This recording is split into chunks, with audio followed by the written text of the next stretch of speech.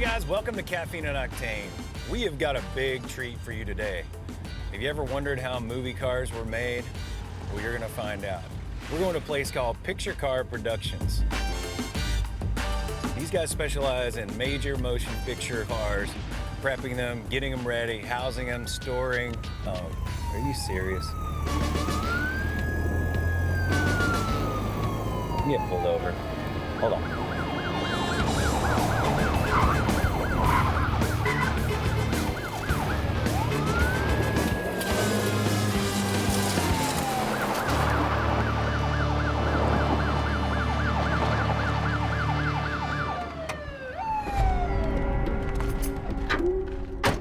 Look, I wasn't speeding. I don't want any trouble, all right? I'm just lost. What are you looking for? I'm looking for Picture Car Productions. Well, you're here? Oh, I'm like, oh my God, there's a cop car. There's 3 of them back there on me. I should have known by, you know, cop cars, Yeah. Pintos, Tornados. A little bit of everything. Yeah, this is cool. We build cars for movies. We've worked on some of the Fast series, Talladega Nights, up to the newer stuff, Suicide Squad, Stranger Things. We provide everything from old ambulances and tractor trailers, carnival trailers. You just never know You what never in the know. world you guys are gonna have around here. We stay with them all day while they're filming all night and keep them running, service them, fix them when they break them. An entire shot will depend on that car, and it can't fail, and it's stressful. It's so hilarious to get pulled over by a police car from Stranger Things. Yeah. Hilarious. So tell me about this car. You never see any 80s Dodges laying around. Police car is a 1981 Dodge Diplomat. It was a retired actual police car, still with all of its original radar and sirens and everything in it. Radar gun. They even had radar guns back then? Yeah. Now, these are getting super hard to find. We do a lot of period correct stuff, a lot of the 80s cars. Nothing says class and luxury like fake wood. Absolutely. Right? And most of the period correct shows, like Stranger Things or those type of shows, they want the normal everyday cars that your mom would have driven. The '84 station wagon was, you know, your classic family everyday vehicle that everybody's familiar with. Now, most of them didn't even have the cool jumper seat. Let me show all these kids. You get in the back, Mom, are we there yet? And you would ride. This is the way we rode in the 80s on a road trip, Absolutely. right? Absolutely sleep the whole way. And then you would annoy your parents like, can I have some cookies, Mom? It was scripted to really do a lot of driving, and they had a lot of scenes with it, and they wanted to stunt it, slide it. So we were worried about the old carbureted engine giving us trouble, and we decided to update it.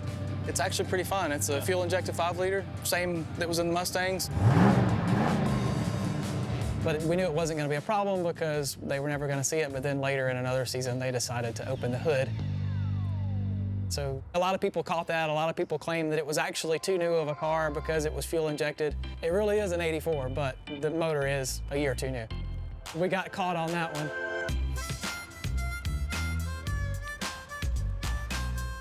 Oh my God, there's a Pinto. Oh. I'm sure everybody will recognize this one. It's so a funny. 76. This is cool.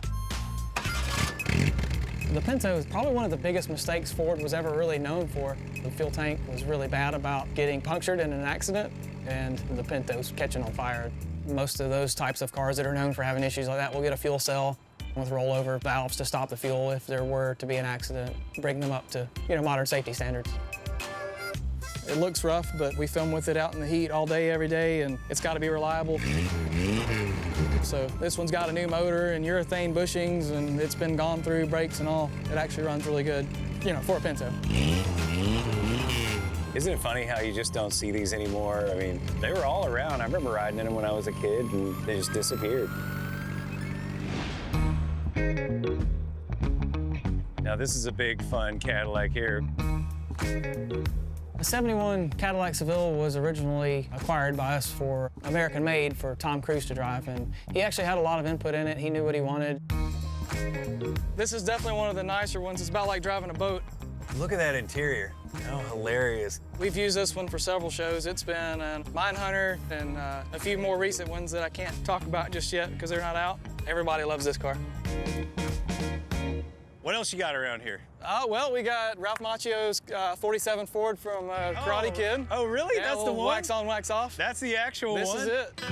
The 47 Ford Super Deluxe is the original car from Karate Kid, Mr. Miyagi's car. It's been used recently, more recently, for Cobra Kai.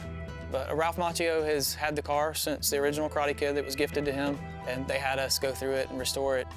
It was a flathead V8 and a 3 on the tree, and just not pleasant to drive, very underpowered, and he wants to drive it and enjoy it. So we did a complete drivetrain swap. So it's now a fuel-injected 302 with a C6 transmission. It's a Curry 9-inch rear end. It's got coilovers in the front, disc brakes, power steering, the whole nine. Nothing cooler than driving around in the Karate Kid car, you know? You didn't prep this for me to drive, did you? We can drive it? Yeah? Yeah? The Ralph You wanna Macchio drive it? car? Yeah, let's do it. Karate Kid! This is awesome. Oh. This is fun. Woohoo! Not every day you get to drive the Karate Kid. I know, right? Mr. Miyagi How car. cool is that? Hopefully I don't get pulled over again. Hope not.